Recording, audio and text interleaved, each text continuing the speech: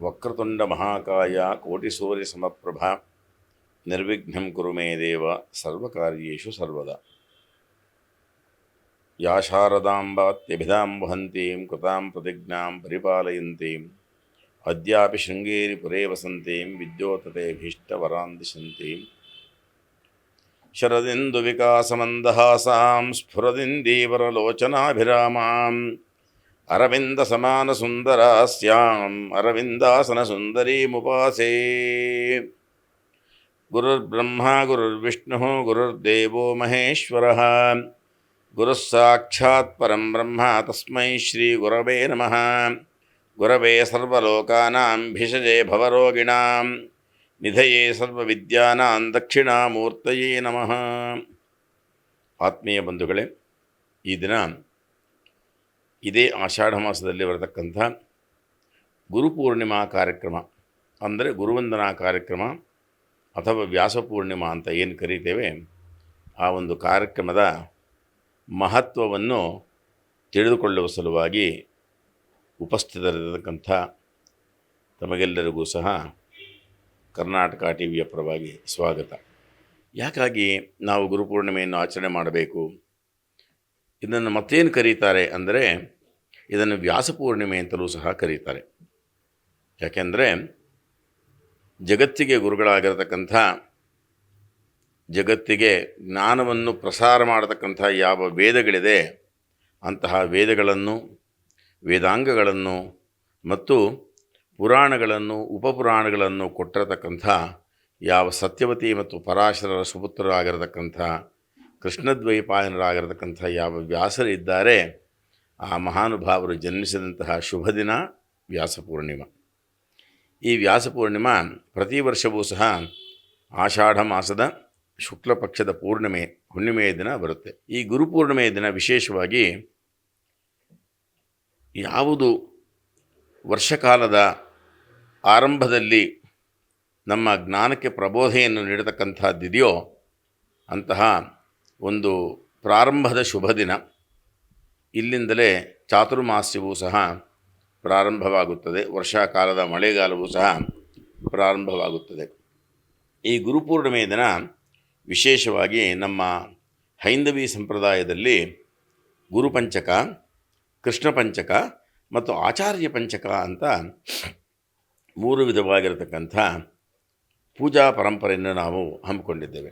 ಹೇಗೆ ಮಾಡ್ತಾರೆ, ಮಾರ್ಗದರ್ಶನ ಹೇಗೆ ಮಾಡ್ತಾರೆ ಗುರುಗಳು ಅಂತಂದಾಗ, ಗು ಅಂದರೆ ಅಂಧಕಾರವಂತೆ, ರು ಅಂತಂದರೆ ಅಂಧಕಾರದಿಂದ ನಮ್ಮನ್ನು ಹೊರಗಡೆ ತರತಕ್ಕಂಥದ್ದು, ಅಂಧಕಾರವನ್ನು ನಿವಾರಣೆ ಮಾಡ್ತಕ್ಕಂಥದ್ದಕ್ಕೂ, ಮತ್ತು ಅಂಧಕಾರ ನಿವರ್ತಿತ್ವಾತ್ ಗುರುರಿತ್ಯಭಿಧೀಯತೆ, ಅಂದರೆ ನಮ್ಮ ಅಂಧಕಾರ ಅಂದರೆ ಅಜ್ಞಾನ ಅಂತಕ್ಕಂಥದ್ದು ಅಥವಾ ನಮ್ಮ ಮೌಢ್ಯ ಅನ್ನತಕ್ಕಂಥ ಒಂದು ಯಾವ ಅಂಧಕಾರದಿಂದ ನಮ್ಮನ್ನು ಹೊರಗೆ ಯಾರು ತರ್ತಾರೆ ಅವರನ್ನು ನಾವು ಗುರುಗಳು ಅಂತ ಹೇಳಿ ತಿಳಿತೀವಿ.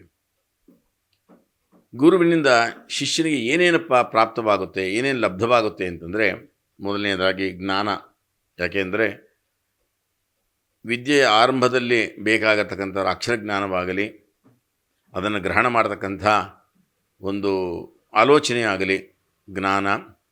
ವಿವೇಕ, ನಿಮಗೆ ಏನಾದರೂ ಒಂದು ವಿದ್ಯೆಯನ್ನು ಹೇಳಿಕೊಟ್ರೆ ಅದನ್ನು ಯಾವ ರೀತಿಯಾಗಿ ಯುಕ್ತಾಯುಕ್ತವಾಗಿ ಯಾವ ರೀತಿಯಾಗಿ ನಾವು ವಿದ್ಯೆಯನ್ನು ವಿನಿಯೋಗ ಮಾಡಬೇಕು, ಉಪಯೋಗಿಸ್ಕೊಳ್ಬೇಕು ಅನ್ನತಕ್ಕಂಥ ಒಂದು ವಿವೇಕ.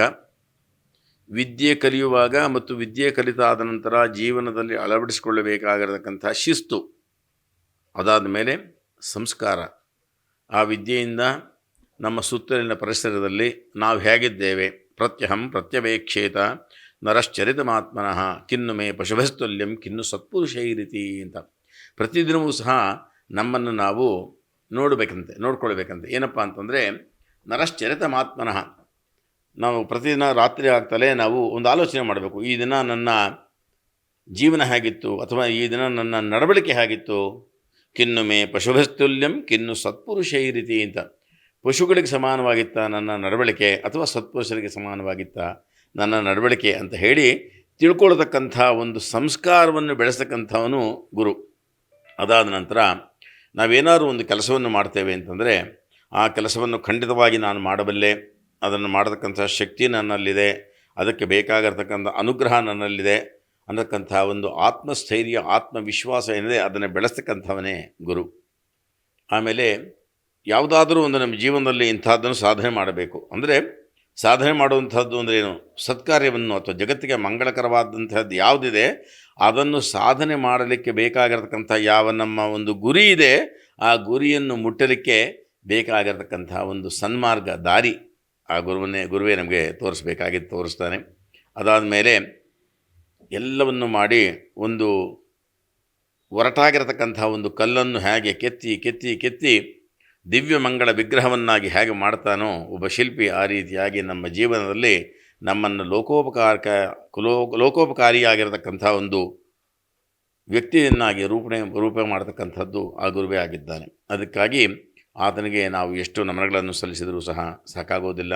ನಮ್ಮ ಜೀವನದಲ್ಲಿ ಮೌಲ್ಯವನ್ನು ಅಳವಡಿಸ್ಕೊಳ್ಳಬೇಕು, ಸತ್ಯವಾಗಿರಬೇಕು, ಧರ್ಮವನ್ನು ಆಚರಣೆ ಮಾಡಬೇಕು, ಪ್ರಾಮಾಣಿಕನಾಗಿರಬೇಕು ಮತ್ತು ಉತ್ತಮವಾದಂತಹ ಮುಂದಿನ ಪೀಳಿಗೆಗೆ, ಮುಂದಿನ ಜನಾಂಗಕ್ಕೆ ನಾವು ಗುರುವಾಗಿ ಮಾರ್ಗದರ್ಶಕರಾಗಿರಬೇಕು. ಅಂಥದ್ದನ್ನು ಹೇಳ್ಕೊಡ್ತಕ್ಕಂಥವನೇ ಗುರು. ಅದಕ್ಕಾಗಿ ಗುರುರ್ಬ್ರಹ್ಮ ಗುರುರ್ವಿಷ್ಣು ಗುರುರ್ದೇವೋ ಮಹೇಶ್ವರ. ನಾವು ಯಾವ ಜಗತ್ತಿನಲ್ಲಿ ದೇವಾನುದೇವತೆಗಳಲ್ಲಿ ಬ್ರಹ್ಮ ವಿಷ್ಣು ಮಹೇಶ್ವರರು ಅತ್ಯಂತ ಶ್ರೇಷ್ಠರು ಅಂತ ನಾವು ಹೇಗೆ ಹೇಳ್ಕೊಳ್ತೇವೆ, ಆ ರೀತಿಯಾಗಿ ಗುರುರ್ಬ್ರಹ್ಮ ಅಂದರೆ ಸೃಷ್ಟಿಕಾರಕನಾಗಿರತಕ್ಕಂತಹ ಬ್ರಹ್ಮ ಸೃಷ್ಟಿಯನ್ನು ಮಾಡಬೇಕಾಗಿದ್ದರೆ ಅವನಿಗೆ ಈ ರೀತಿಯಾಗೇ ಹೋಗಬೇಕು ಅಂತ ಹೇಳಿಕೊಟ್ಟಿರ್ತಕ್ಕಂಥವನು ಗುರು. ಗುರುರ್ವಿಷ್ಣು ಪರಿಪಾಲನೆ ಮಾಡತಕ್ಕಂಥದ್ದು, ಜಗತ್ತನ್ನು ಪರಿಪಾಲನೆ ಮಾಡತಕ್ಕಂಥ ಯಾವ ವಿಷ್ಣು ಇದ್ದಾನೆ ಅವನೇ ಗುರು. ಆಮೇಲೆ ಯಾವುದು ಜಗತ್ತಿಗೆ ಹಾನಿಕಾರಕವಾಗಿದೆಯೋ ಅಂಥದ್ದನ್ನು ನಾಶ ಮಾಡತಕ್ಕಂಥ ಲಯಕರ್ತನಾಗಿರ್ತಕ್ಕಂಥ ಪರಮೇಶ್ವರನು ಸಹ ಅಂತಹ ಗುರುವೇ ಆಗಿದ್ದಾನೆ. ಅದಕ್ಕಾಗಿ ಗುರು ಸಾಕ್ಷಾತ್ ಪರಂಬ್ರಹ್ಮ ತಸ್ಮೈ ಶ್ರೀ ಗುರವೇ ನಮಃ ಅಂತ ಹೇಳಿ, ಆದ್ದರಿಂದ ಗುರುಗಳಿಗೆ ನಾವು ನಮಸ್ಕಾರ ಮಾಡಬೇಕು ಅಂತ ಹೇಳಿ ಶಾಸ್ತ್ರಗಳು ಹೇಳುತ್ತೆ. ಇನ್ನೂ ಮುಂದುವರೆದು ಗುರುವಿನ ಒಂದು ಮಹತ್ವವನ್ನು ನಮ್ಮ ಸಾಮಾಜಿಕವಾಗಿ ಹೇಳಬೇಕು ಅಂತಂದರೆ, ದೇವರು ಮತ್ತು ಗುರುಗಳು ಇಬ್ಬರು ಒಟ್ಟಿಗೆ ಬಂದರೆ ಯಾರಿಗೆ ನಮಸ್ಕಾರ ಮಾಡಬೇಕಪ್ಪ ಅಂದರೆ ಗುರುವಿಗೆ ನಮಸ್ಕಾರ ಮಾಡು ಅಂತ ಹೇಳ್ತಾನೆ. ಯಾಕೆಂದರೆ ಹರ ಮುನಿದರೆ ಗುರು ಕಾಪಾಡ್ತಾನಂತೆ, ಆದರೆ ಗುರು ಮುನಿದರೆ ಯಾರೂ ಕಾಪಾಡೋದಕ್ಕಾಗೋದೇ ಇಲ್ಲ. ಯಾಕೆ ಅಂತಂದರೆ ಗುರುವಿನ ಅನುಗ್ರಹ ಎಷ್ಟು ದೊಡ್ಡದೋ ಗುರುವಿನ ಆಗ್ರಹ ಅಷ್ಟೇ ಅಪಾಯಕಾರಿ. ನಿಮಗೆಲ್ಲ ಗೊತ್ತಿರಬಹುದು, ಮಹಾಭಾರತದ ಒಂದು ಪ್ರಸಂಗ. ಪರಶುರಾಮರು ಮಹಾತಪಸ್ವಿಗಳು. ಆಗಿನ ಕಾಲದಲ್ಲಿ ಪರಶುರಾಮರು, ದ್ರೋಣಾಚಾರ್ಯರು, ಕೃಪಾಚಾರ್ಯರು, ಈ 3 ಜನ ಆಚಾರ್ಯರು ಮಹಾ ಬಿಲ್ವಿದ್ಯೆಗಾರರು. ಬಿಲ್ಲು ವಿದ್ಯೆ ಅಂದರೆ ಎಲ್ಲ ಯುದ್ಧಕ್ಕೆ ಬೇಕಾಗಿರ್ತಕ್ಕಂಥ ಎಲ್ಲ ಅಸ್ತ್ರ ಶಸ್ತ್ರಗಳನ್ನು, ವೇದ ಮಂತ್ರಗಳನ್ನು, ಯಂತ್ರ ತಂತ್ರಗಳನ್ನು ಎಲ್ಲವನ್ನು ಸಮಗ್ರವಾಗಿ ಬಲ್ಲಂತಹ 3 ಆಚಾರ್ಯರು ಅಂತಂದರೆ ದ್ರೋಣಾಚಾರ್ಯರು, ಪರಶುರಾಮರು ಹಾಗೂ ಕೃಪಾಚಾರ್ಯರು ಅಂತ ಹೇಳಿ. ಆಗ ಆ ಒಂದು ಸಂದರ್ಭದಲ್ಲಿ ದ್ರೋಣಾಚಾರ್ಯರು ಕ್ಷತ್ರಿಯರಿಗಲ್ಲದೆ ಬೇರೆ ಯಾರಿಗೂ, ಅಂದರೆ ಕುರುವಂಶದವರಿಗಲ್ಲದೆ ಬೇರೆಯವರಿಗೆ ವಿದ್ಯೆಯನ್ನು ಹೇಳ್ಕೊಡ್ಲಿಕ್ಕೆ ಅವರಿಗೆ ಅವಕಾಶವಿರಲಿಲ್ಲ. ಆದ್ದರಿಂದ ಈ ಕರ್ಣನಿಗೆ ಅವರು ವಿದ್ಯೆಯನ್ನು ಹೇಳ್ಕೊಡ್ತಾ ಇರಲಿಲ್ಲ. ಆಗ ಕರ್ಣ ಗುರುವನ್ನು ಅರಸಿ ಪರಶುರಾಮರ ಹತ್ರ ಹೋಗಿದ್ದಾನೆ. ಆ ಪರಶುರಾಮರ ಹತ್ರ ತಾನು ಬ್ರಾಹ್ಮಣ ಅಂತ ಹೇಳಿ ಸುಳ್ಳು ಹೇಳಿ ಅವ್ರ ಹತ್ರ ವಿದ್ಯೆಯನ್ನು ಕಲಿತಾ ಇದ್ದ. ಯಾಕೆಂದರೆ ಪರಶುರಾಮರು ಬ್ರಾಹ್ಮಣರಿಗಲ್ಲದೆ ಬೇರೆ ಯಾರಿಗೂ ಹೇಳ್ಕೊಡೋದಿಲ್ಲ. ಒಂದು ವೇಳೆ ಆ ವಿದ್ಯೆಯನ್ನು ಬೇರೆಯವರಿಗೆ ಹೇಳ್ಕೊಟ್ರೆ ಅದರಿಂದ ಲೋಕಕ್ಕೆ ಏನಾದರೂ ಅಪಕಾರವಾಗಿಬಿಡುತ್ತೆ ಎನ್ನುವಂಥ ಭಯದಿಂದ ನಾನು ಬೇರೆಯವ್ರಿಗೆ ಹೇಳ್ಕೊಡಲ್ಲ ಅಂತ ಹೇಳಿರ್ತಾರೆ. ಆಗ ನಾನು ಬ್ರಾಹ್ಮಣ ಅಂತ ಹೇಳಿ ಕರ್ಣ ಅವರ ಹತ್ರ ಸುಳ್ಳನ್ನು ಹೇಳಿ ವಿದ್ಯೆಯನ್ನು ಕಲಿತಾ ಇರ್ತಾನೆ. ಒಂದು ಸಂದರ್ಭದಲ್ಲಿ ಅದು ಕೂಡ ಇಂದ್ರನೇ ಮಾಡಿರ್ತಕ್ಕಂಥ ಒಂದು ವಿಶಿಷ್ಟವಾದಂಥ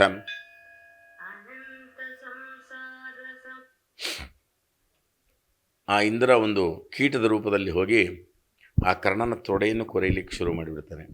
ಆಗ ಕರ್ಣನ ತೊಡೆಯಿಂದ ಬಂದಂತಹ ರಕ್ತ ಅವರ ಕರ್ಣನ ತೊಡೆಯ ಮೇಲೆ ಮಲಗಿರ್ತಕ್ಕಂಥ ಪರಶುರಾಮರನ್ನು ಎಬ್ಬಿಸಿಬಿಡುತ್ತೆ. ಆಗ ಗುರುವಿಗೆ ಅಪಾರವಾದಂತಹ ಕೋಪ ಬರುತ್ತೆ. ಆ ಕೋಪ ಎಲ್ಲಿವರೆಗೆ ಆಯಿತು ಅಂತಂದರೆ, ಕೊನೆಗೆ ನಿನಗೆ ಯುದ್ಧ ಕಾಲದಲ್ಲಿ ಯಾವ ಸಂದರ್ಭದಲ್ಲಿ ಬೇಕಾಗಿದೆಯೋ ಆ ಸಂದರ್ಭದಲ್ಲಿ ನಿನ್ನ ವಿದ್ಯೆ ಎಲ್ಲವೂ ಮರೆತು ಹೋಗಲಿ, ಮತ್ತು ನಿನ್ನ ರಥದ ಚಕ್ರಗಳು ಯುದ್ಧರಂಗದಲ್ಲಿ ಹೂತು ಹೋಗಲಿ ಅಂತ ಹೇಳಿಬಿಟ್ಟು ಪರಶುರಾಮ ಶಾಪ ಕೊಟ್ಟು ಬಿಡ್ತಾರೆ. ಅದು ಎಂತಹ ಒಂದು ದೊಡ್ಡ ಅಪಚಾರವಾಯಿತು. ಆದ್ದರಿಂದ ಗುರುವಿನ ಅನುಗ್ರಹಕ್ಕೆ ಪಾತ್ರ ಆಗ್ಬೋದು, ಆಗ್ರಹಕ್ಕೆ ಪಾತ್ರ ಆಗಬಾರ್ದು. ಗುರುಗಳನ್ನು ಮಾತ್ರ ಯಾವತ್ತೂ ನಾವು ಕಡೆಗಣಿಸಬಾರ್ದು. ಗುರುಗಳು ಅವರು ಏನು ಹೇಳಿದ್ದನ್ನು ಕೂಡ ಸಾಕ್ಷಾತ್ತಾಗಿ ಅದು ಯಥಾವತ್ತಾಗಿ ಮಾಡಿಬಿಡಬೇಕು. ಅದು ಯಾಕೆ ಏನು ಎತ್ತ ಅಂಥೇಳಿ ಪ್ರಶ್ನೆಯನ್ನೇ ಮಾಡಬಾರ್ದು. ಅದಕ್ಕಾಗಿ ಹೇಳ್ತಾರೆ, ತದ್ದಿದ್ಧಿ ಪ್ರಣಿಪಾತೇನ ಪರಿಪ್ರಶ್ನೇನ ಸೇವೆಯ. ಗುರುಗಳನ್ನು ಹೇಗೆ ಅಂತಂದರೆ ಪ್ರಶ್ನೆ ಕೇಳಬೇಕು. ನಾವು ನಮ್ಮ ಅನುಮಾನಗಳನ್ನು ಪರಿಹಾರ ಮಾಡಿಕೊಳ್ಳುವ ಸಲುವಾಗಿ ಪ್ರಶ್ನೆಗಳನ್ನು ಕೇಳಿ ಅದಕ್ಕೆ ಆ ಸಂದರ್ಭಕ್ಕಾಗಲಿ ಅಥವಾ ಲೋಕದಲ್ಲಿ ಪ್ರಣೀತವಾಗಿರ್ತಕ್ಕಂಥ ಏನು ಅದಕ್ಕೆ ಉಪಾಯವಿದೆ ಅಥವಾ ಏನು ಅದಕ್ಕೆ ಸಮಸ್ಯೆಗೆ ಪರಿಹಾರ ಇದೆ ಎಲ್ಲವನ್ನು ಕೇಳಿ ತಿಳ್ಕೊಳ್ಬೇಕು. ಅದು ಹೇಗೆ? ವಿನಯದಿಂದ ಕೇಳಬೇಕು. ಗುರುಗಳ ಹತ್ರ ವಿನೀತನಾಗಿದ್ದು, ಗುರುಗಳು ಮೇಲ್ಗಡೆ ಕೂತ್ಕೊಂಡ್ರೆ ತಾನು ಕೆಳಗಡೆ ಕೂತ್ಕೊಂಡು, ಗುರುಗಳು ಕೂಳ್ತಿರುವಾಗ ಅವರು ನಿಂತುಕೊಂಡಿದ್ದು, ಶಿಷ್ಯನು ಇಂಥದ್ದನ್ನೆಲ್ಲ ಮಾಡಿ ಬಹಳ ಶ್ರದ್ಧಾಭಕ್ತಿಯಿಂದ ಗುರುಗಳ ಹತ್ರ ಕೇಳಬೇಕು ಅಂತ ಹೇಳ್ತಾರೆ. ಇಂತಹ ಗುರುಗಳಲ್ಲಿ ಮೊದಲನೇ ಸಾಲಿನಲ್ಲಿ ಬರೋದು ಯಾರಪ್ಪ ಅಂತಂದರೆ ನಮಗೆಲ್ಲರಿಗೂ ಗೊತ್ತಿದೆ, ನಾವು ಚಿಕ್ಕ ವಯಸ್ಸಲ್ಲೇ ಕಲ್ತಿದ್ದೀವಿ. ಜನನಿ ತಾನೇ ಮೊದಲ ಗುರುವು, ಜನನಿಯಿಂದ ಪಾಠ ಕಲಿತ ಜನರು ಧನ್ಯರು ಅಂತ. ನಮ್ಮ ತಾಯಿಯೇ ನಮಗೆ ಮೊದಲನೇ ಗುರು. ಅದಾದ ನಂತರ ತಂದೆನಂತೆ. ಯಾಕೆ ಅಂದರೆ ಜನಕಂ ಸ್ವಶರೀರಸ್ಯ ಪಾಲಕಂ ಬುದ್ಧಿದಾಯಕಂ ವರ್ಣಾಶ್ರಮ ವಿಧಾತಾರಂ ಪಿತರಂ ಗುರುಮಾಶ್ರಯೇ. ಜನಕಂ ಸ್ವಶರೀರಸ್ಯ, ಈ ಶಾರೀರಕ್ಕೆ ಕಾರಣೀಭೂತನಾಗಿರ್ತಕ್ಕಂಥವನು ತಂದೆ. 84 ಲಕ್ಷ ಯೋನಿಗಳಲ್ಲಿ ಹುಟ್ಟಿ ಬಂದ ಮೇಲೆ ಉತ್ಪನ್ನವಾಗತಕ್ಕಂಥ ಸರ್ವಶ್ರೇಷ್ಠವಾಗಿರತಕ್ಕಂತಹ ಶರೀರ ಅಂತಂದರೆ ಅದು ಮನುಷ್ಯನ ಶರೀರ. ಅಂತಹ ಉತ್ತಮವಾದಂತಹ ಒಂದು ಜನ್ಮವನ್ನು ಕೊಟ್ಟಂತಹ ತಂದೆಗೆ ಸಂತು ನಮಾಂಸಿ ಸಹಸ್ರಂ ತಸ್ಮೈ ಸರ್ವಜ್ಞಮೂರ್ತಿಯೇ ಪಿತ್ರೆ. 1000 ಸಾರಿ ಒಂದು ದಿನಕ್ಕೆ ನಮಸ್ಕಾರ ಮಾಡಿದರೂ ಕೂಡ ತಂದೆಯ ಋಣ ನಾವು ತೀರಿಸಲಿಕ್ಕೆ ಸಾಧ್ಯವಿಲ್ಲವಂತೆ. ಅವನು ಯಾರಪ್ಪ ಅಂದರೆ ಸ್ವಶರೀರಸ್ಯ ಪಾಲಕಂ ಬುದ್ಧಿದಾಯಕಂಚ, ನಮ್ಮನ್ನು ಕಾಪಾಡುವನು, ಪಾಲನೆ ಮಾಡುವನು, ಪೋಷಣೆ ಮಾಡುವನು, ಬುದ್ಧಿಯನ್ನು ಕೊಡ್ತಕ್ಕಂಥವನು ಅವನೇ ಆಗಿದ್ದಾನೆ. ವರ್ಣ ಆಶ್ರಮ ವಿಧಾತಾರಂ, ಚಾತುರ್ವರ್ಣಗಳೇನಿದೆ ನಮ್ಮಲ್ಲಿ, ಯಾವ ವರ್ಣದವರು, ವರ್ಣ ಅಂತಂದರೆ ಜಾತಿ ಅಂತಂದರೆ ಹೇಗೆ ಅಂದರೆ ಅವರವರು ಯಾವ ಕೆಲಸವನ್ನು ಮಾಡ್ತಾಯಿದ್ರು ಆ ಕೆಲಸದ ಆಧಾರದ ಮೇಲೆ ಅವರ ವರ್ಣನೆ ತೀರ್ಮಾನವಾಗ್ತಾ ಇತ್ತೇ ವಿನಃ ಅದರಲ್ಲಿ ಯಾವ ವಿಶೇಷ ಆಗಲಿ ಉನ್ನತ ಕೀಳು ಅನ್ನುವಂಥದ್ದೇನೂ ಇಲ್ಲ. ಸತ್ಕಾರ್ಯವನ್ನು ಮಾಡ್ತಕ್ಕಂಥವ್ರನ್ನ, ಲೋಕಕ್ಕೆ ಮಂಗಳವನ್ನೇ ಉಂಟು ಮಾಡ್ತಕ್ಕಂಥವ್ರನ್ನ, ಎಲ್ಲರಿಗೂ ಒಳ್ಳೆಯದನ್ನು ಮಾಡ್ತಕ್ಕಂಥವ್ರನ್ನ ಗೌರವಿಸ್ತಕ್ಕಂಥದ್ದು, ಮತ್ತು ಅದೇ ರೀತಿಯಾಗಿ ಲೋಕಕ್ಕೆ ಅಪಕಾರವಾಗಿರ್ತಕ್ಕಂಥ ಕೆಲಸವನ್ನು ಮಾಡ್ತಕ್ಕಂಥವ್ನ ಶಿಕ್ಷೆ ಮಾಡ್ತಕ್ಕಂಥದ್ದು ಕೂಡ ಇತ್ತು. ಇದಕ್ಕೆ ಆ ರೀತಿಯಾಗಿ ಅವರವರ ಕೆಲಸದ ಮೇಲೆ ಅವರಿಗೆ ವರ್ಣ ಅಂತ ಹೇಳಿ ಅವರನ್ನು ಗುರುತಿಸ್ತಾ ಇದ್ದರು. ಅಂತಹ ಅವರ ಸ್ವವರ್ಣದ ಕೆಲಸಗಳನ್ನು ಕಾರ್ಯಗಳನ್ನು ಹೇಳಿಕೊಡ್ತಕ್ಕಂಥದ್ದು ಆಶ್ರಮ. 4 ಆಶ್ರಮಗಳು ಅಂದರೆ ಬ್ರಹ್ಮಚರ್ಯಾಶ್ರಮ, ಗೃಹಸ್ಥಾಶ್ರಮ, ವಾನಪ್ರಸ್ಥಾಶ್ರಮ ಮತ್ತು ಸನ್ಯಾಸಾಶ್ರಮ ಅಂಥೇಳಿ. ವಿದ್ಯೆಯನ್ನು ಕಳ್ಳರ ಕದೀಲಿಕ್ಕಾಗೋಲ್ಲ, ಅಣ್ಣ ತಮ್ಮದ ಹಂಚ್ಕೊಳ್ಳೋದಕ್ಕಾಗೋಲ್ಲ, ರಾಜರು ಅದಕ್ಕೆ ಟ್ಯಾಕ್ಸ್ ಕಟ್ಟು ಅಂತ ಕೇಳೋ ಹಾಗಿಲ್ಲ, ಅಥವಾ ನಿನಗೇನಾದರೂ ವಿಪರೀತವಾದಂತಹ ವಿದ್ಯೆಯನ್ನು ನೀನು ಸಂಪಾದನೆ ಮಾಡಿದರೆ ಅದನ್ನು ಹೊತ್ಕೊಂಡು ಹೋಗಲಿಕ್ಕೆ ನಿನಗೆ ಭಾರ ಆಗೋದೇ ಇಲ್ಲ. ಆದ್ದರಿಂದ ವ್ಯಯೇ ಕೃತೆ ವರ್ಧತೆಯೇವ ನಿತ್ಯಂ, ನೀನು ದುಡ್ಡನ್ನು ಖರ್ಚು ಮಾಡಿಬಿಟ್ರೆ ಖರ್ಚಾಗ್ತಾ ಇರುತ್ತೆ, ಅದು ಖಾಲಿ ಆಗ್ತಾ ಹೋಗುತ್ತೆ. ಆದರೆ ನೀನು ವಿದ್ಯೆಯನ್ನು, ಹಣವನ್ನು ಖರ್ಚು ಮಾಡಿದರೆ ಖಾಲಿ ಆಗುತ್ತೆ, ವಿದ್ಯೆಯನ್ನು ಖರ್ಚು ಮಾಡಿದರೆ ಪ್ರವರ್ಧಮಾನವಾಗುತ್ತೆ, ಜಾಸ್ತಿ ಆಗುತ್ತೆ. ಆದ್ದರಿಂದ ವಿದ್ಯಾಧನಂ ಸರ್ವಧನಾತ್ ಪ್ರಧಾನವಂತಹ ಪ್ರಧಾನವಾಗಿರ್ತಕ್ಕಂತಹ ವಿದ್ಯೆಯನ್ನು ಯಾವಾಗ ಕಲಿಯಬೇಕು? ನಾವು ಬ್ರಹ್ಮಚರ್ಯಾಶ್ರಮದಲ್ಲಿದ್ದು 16 ವರ್ಷಗಳೊಳಗೆ ಒಳ್ಳೆಯ ವಿದ್ಯಾರ್ಥಿಗಳಾಗಿದ್ದು ಕಲಿಯಬೇಕು. ಅದನ್ನೇ ಹೇಳ್ಕೊಡ್ತಕ್ಕಂಥವನು ತಂದೆ ಆಗಿದ್ದೆ. ಅದರಲ್ಲೂ ವಿಶೇಷವಾಗಿ ಈ ವ್ಯಾಸ ಪೂರ್ಣಿಮೆ ದಿನ ನಾವು ಈಗಾಗಲೇ ಕೃಷ್ಣ ಪಂಚಕದ ಬಗ್ಗೆ ಹೇಳಿದೆ, ವ್ಯಾಸ ಪಂಚಕದ ಬಗ್ಗೆಯೂ ಹೇಳಿದೆ, ವ್ಯಾಸರ ಶಿಷ್ಯರ ಬಗ್ಗೆಯೂ ಹೇಳಿದ್ದಾಗಿದೆ. ಇನ್ನು ಮುಂದೆ ಇರತಕ್ಕಂಥದ್ದು ಆಚಾರ್ಯ ಪಂಚಕ ಅಂಥೇಳಿ. ಆಚಾರ್ಯ ಪಂಚಕದಲ್ಲಿ ಸದಾಶಿವ ಸಮಾರಂಭಾಂ ಶಂಕರಾಚಾರ್ಯ ಮಧ್ಯಮಾಂ ಅಸ್ಮದಾಚಾರ್ಯ ಪರ್ಯಂತಾಂ ಒಂದೇ ಗುರುಪರಂಪರಾಂ ಅಂತ ಹೇಳ್ತೇವೆ. ನಮ್ಮ ಆಚಾರ್ಯರು ಯಾರು ಅಂತಂದರೆ ಇತ್ತೀಚಿನ ಆಚಾರ್ಯರು ಪರಮೇಶ್ವರನಿಂದ ಆರಂಭವಾಗಿ ವಿಧುಶೇಖರ ಭಾರತೀಯ ಸ್ವಾಮಿಗಳವರೆಗೂ ಇರತಕ್ಕಂಥ ಆಚಾರ್ಯರು. ಮೊದಲನೆಯದಾಗಿ ಪರಮೇಶ್ವರ, ಅದಾದ ಮೇಲೆ ಗೌಡಪಾದರು, ಅದಾದ ಮೇಲೆ ಗೋವಿಂದ ಭಗವತ್ಪಾದರು, ಗೋವಿಂದ ಭಗವತ್ಪಾದರಾದ ನಂತರ ಶಂಕರಾಚಾರ್ಯರು, ಶಂಕರಾಚಾರ್ಯರಾದ ನಂತರ ಸುರೇಶ್ವರಾಚಾರ್ಯರು, ಪದ್ಮಪಾದಾಚಾರ್ಯರು, ತ್ರೋಟಕಾಚಾರ್ಯರು, ಆಮೇಲೆ ಹಸ್ತಾಮಲಕಾಚಾರ್ಯರು. ಅವರಿಂದ ಮೊದಲುಗೊಂಡು ಚಂದ್ರಶೇಖರ ಭಾರತೀಯ ಸ್ವಾಮಿಗಳು, ಅಭಿನವ ವಿದ್ಯಾತೀರ್ಥ ಮಹಾಸ್ವಾಮಿಗಳು, ಭಾರತೀಯ ತೀರ್ಥ ಮಹಾಸ್ವಾಮಿಗಳು, ವಿಧುಶೇಖರ ಭಾರತೀಯ ಸ್ವಾಮಿಗಳವರೆಗಿನ ನಮ್ಮ ಯಾವ ಒಂದು ಗುರು ಪರಂಪರೆ ಇದೆ ಅದು ಗುರು ಪಂಚಕವಲ್ಲ, ಶತಕವಲ್ಲ, ಅದು ಸಾವಿರಾರು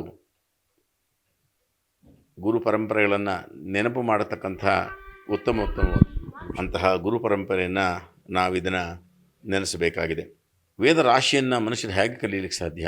ಒಬ್ಬ ಮನುಷ್ಯ ತನ್ನ ಜೀವಿತಾವಧಿಯಲ್ಲಿ ಕಲೀಲಿಕ್ಕೆ ಸಾಧ್ಯವೇ ಇಲ್ಲ. ಏನು ಮಾಡಬೇಕು? ಆದರೆ ಅದು ಖಿಲವಾಗದಂತೆ ನೋಡಿಕೊಳ್ಳಬೇಕಾಗಿದೆ. ಹಾಗಾಗಿ ಏನು ಮಾಡಿದ್ರು, ವೇದವ್ಯಾಸರು ಚತುರ್ವೇದಗಳನ್ನು ಸಹ ವೇದಾಂಗಗಳನ್ನು ಸಹ ಕಲೀಲಿಕ್ಕೆ ಒಬ್ಬರ ಕಡೆಯಿಂದ ಸಾಧ್ಯವಿಲ್ಲ ಅಂಥೇಳಿ ಅದನ್ನು 4 ವಿಭಾಗಗಳನ್ನಾಗಿ ಮಾಡಿದರು. ಏನಂದರೆ ದೇವತೆಗಳನ್ನು ಆವಾಹನೆ ಮಾಡಿ ಆರಾಧನೆ ಮಾಡತಕ್ಕಂಥದ್ದಕ್ಕೆ ಋಗ್ವೇದ ಅಂತ ಮಂತ್ರಗಳಿಂದ ಇರತಕ್ಕಂಥ ಮಂತ್ರಗಳ ಗುಚ್ಛವನ್ನು ಒಂದು ಕಡೆ, ಯಜುರ್ಮಂತ್ರಗಳು ಅಂತಂದರೆ ನಾವು ಯಾವ ದೇವತೆಗಳನ್ನು ಆವಾಹನೆ ಮಾಡಿದ್ದೇವೆ ಆ ದೇವತೆಗಳಿಗೆ ಆಹಾರವನ್ನು ಕೊಡತಕ್ಕಂಥ ಒಂದು ಮಂತ್ರಗಳ ಗುಚ್ಛಕ್ಕೆ ಯಜುರ್ವೇದವೆಂತಲೂ, ಆವಾಹನೆಗೊಂಡು ಅವರಿಂದ ಹವಿಸ್ಸನ್ನು ಪಡೆದು ಇರತಕ್ಕಂತಹ ದೇವತೆಗಳನ್ನು ಸಂತೃಪ್ತಿಗೊಳಿಸುವ ಸಲುವಾಗಿ ಸಾಮವೇದವನ್ನು, ಅದಾದ ಮೇಲೆ ಆ ವೇದಗಳನ್ನು ಮಾಡತಕ್ಕಂಥ ಕ್ರಿಯಾವಿಧಾನವನ್ನು ಹೇಳ್ತಕ್ಕಂಥ ಅಥರ್ವಣ ವೇದವನ್ನು ಸಹ ತಮ್ಮ ಶಿಷ್ಯರಾಗಿರ್ತಕ್ಕಂಥ ಪೈಲರಿಗೆ ಋಗ್ವೇದವನ್ನು, ವೈಶಂಪಾಯನರಿಗೆ ಯಜುರ್ವೇದವನ್ನು, ಜೈಮಿನಿಗಳಿಗೆ ಸಾಮವೇದವನ್ನು, ಸುಮಂತ ಅನ್ನೋರಿಗೆ ಅಥರ್ವಣ ವೇದವನ್ನು ಹೇಳಿ 18 ಪುರಾಣಗಳನ್ನು ಉಪಪುರಾಣಗಳನ್ನು ಕೊಟ್ಟಂತಹ ಯಾವ ಒಂದು ವೇದವ್ಯಾಸರು ಅಪಾರವಾಗಿರ್ತಕ್ಕಂಥ ನಿಧಿಯ ಸಂಪತ್ತು. ಏಕೆಂದರೆ ಇದರ ಜೊತೆಯಲ್ಲಿ 1000 ಶ್ಲೋಕಯುಕ್ತವಾಗಿರತಕ್ಕಂಥ ಮಹಾಭಾರತವನ್ನು ಕೊಟ್ಟಿದ್ದಾರೆ. 1000 ಶ್ಲೋಕ. ನಾವು ಒಂದು ಶ್ಲೋಕವನ್ನು ಮಾಡಬೇಕು ಅಂದರೆ ನಮ್ಮ ಕೈಯಲ್ಲಿ ಸಾಧ್ಯವಿಲ್ಲ ಛಂದೋಬದ್ಧವಾಗಿ. ಆದರೆ 1,00,000 ಶ್ಲೋಕಗಳನ್ನು, 1,00,000 ಶ್ಲೋಕಯುಕ್ತವಾಗಿರತಕ್ಕಂತಹ ಮಹಾಭಾರತವನ್ನು ಕೊಟ್ಟಿದ್ದಾರೆ. 18,000 ಶ್ಲೋಕಗಳನ್ನು ಒಳಗೊಂಡಂತಹ ಭಾಗವತವನ್ನು ಕೊಟ್ಟಿದ್ದಾರೆ. 700 ಶ್ಲೋಕಗಳನ್ನು ಒಳಗೊಂಡಂತಹ 18 ಅಧ್ಯಾಯಗಳನ್ನು ಒಳಗೊಂಡಂತಹ ಭಗವದ್ಗೀತೆಯನ್ನು ಅವರು ಕೊಟ್ಟಿದ್ದಾರೆ. ಅವರ ಪರಂಪರೆಯಲ್ಲಿ ಶುಕರು, ಯಾಜ್ಞವಲ್ಕರು ಎಲ್ಲರೂ ಬಂದಿದ್ದಾರೆ. ಇಂತಹ ಪರಮಶ್ರೇಷ್ಠವಾಗಿರತಕ್ಕಂಥ ಯಾವ ಒಂದು ಋಷಿ ಪರಂಪರೆ, ಗುರು ಪರಂಪರೆಯ ಅಗ್ರಗಣ್ಯ ವರೇಣ್ಯರಾಗಿರ್ತಕ್ಕಂಥ ಯಾವ ವ್ಯಾಸರಿದ್ದಾರೆ ಅವರನ್ನು ವ್ಯಾಸಾಯ ವಿಷ್ಣುರೂಪಾಯ ವ್ಯಾಸರೂಪಾಯ ವಿಷ್ಣವೇ ನಮೋ ವೈ ಬ್ರಹ್ಮನಿಧಯೇ ವಾಸಿಷ್ಠಾಯ ನಮೋ ನಮಃ ಅಂತ ಹೇಳ್ತವೆ. ನಮ್ಮ ಜ್ಞಾನ ಅನ್ನತಕ್ಕಂಥದ್ದು ಏನಿದೆ ಒಂದು ಒಳ್ಳೆಯ ದೀಪ ಅಂತ ಅಂದುಕೊಂಡ್ರೆ ಆ ದೀಪಕ್ಕೆ ತೈಲವನ್ನು, ಅಂದರೆ ದೀಪಕ್ಕೆ ಬೇಕಾಗಿರತಕ್ಕಂಥ ಶಕ್ತಿಯನ್ನು ತುಂಬಿದಂಥವರೇ ವ್ಯಾಸರು. ಅಂತಹ ವ್ಯಾಸರನ್ನು ಈ ದಿನ ನಾವು ನಮಸ್ಕಾರ ಮಾಡ್ತಾ, ಅವರನ್ನು ನೆನೆಸ್ಕೊಳ್ತಾ, ಅವರ ಹೆಸರನ್ನು ಹೇಳಿ ನಮ್ಮ ಗುರುಗಳನ್ನು ನಮಸ್ಕಾರ ಮಾಡಿ ನಮ್ಮ ಯಥೋಚಿತವಾಗಿರತಕ್ಕಂಥ ಕಾಣಿಕೆಯನ್ನಾಗಲಿ ಅಥವಾ ಭಕ್ತಿ ಶ್ರದ್ಧೆಯನ್ನಾಗಲಿ ಗುರುಗಳ ಪಾದಾರವಿಂದಗಳಲ್ಲಿ ನಾವು ಸಮರ್ಪಣೆ ಮಾಡಿದ್ದೇ ಆದಲ್ಲಿ ನಮ್ಮ ಜನ್ಮ ಸಾರ್ಥಕ. ಇಂತಹ ಇನ್ನೂ ಅನೇಕ ವಿಚಾರಗಳನ್ನು ನಮ್ಮ ಕರ್ನಾಟಕ TV ಮುಖಾಂತರವಾಗಿ ನಾವು ತಿಳಿದುಕೊಳ್ಳೋಣ. ಆ ವ್ಯಾಸರು ಅಷ್ಟೇ ಅಲ್ಲದೆ ಇದೇ ದಿನ ಭಗವಾನ್ ಬುದ್ಧನೂ ಕೂಡ ಬೋಧಿ ವೃಕ್ಷದ ಕೆಳಗೆ ತನ್ನ ಶಿಷ್ಯರಿಗೆ ಬೋಧನೆಯನ್ನು ಮಾಡಿದಂತಹ ಇಂತಹ ಶುಭ ದಿನದಲ್ಲಿ ನಿಮಗೆಲ್ಲವರಿಗೂ ಮಂಗಳ ಉಂಟಾಗಲಿ ಅಂತ ಹೇಳಿ ಹಾರೈಸ್ತಾ, ಆ ಪರಮೇಶ್ವರನ ಸ್ವರೂಪರಾಗಿರತಕ್ಕಂಥ ಭಾರತೀ ತೀರ್ಥ ಮಹಾಸ್ವಾಮಿಗಳು ಮತ್ತು ವಿಧಿಶೇಖರ ಭಾರತೀ ಮಹಾಸ್ವಾಮಿಗಳ ದಿವ್ಯ ಚರಣಾರವಿಂದಗಳಿಗೆ ಸಾಷ್ಟಾಂಗ ನಮಸ್ಕಾರವನ್ನು ಮಾಡ್ತಾ ಈ ಕಾರ್ಯಕ್ರಮಕ್ಕೆ ಮಂಗಳವನ್ನು.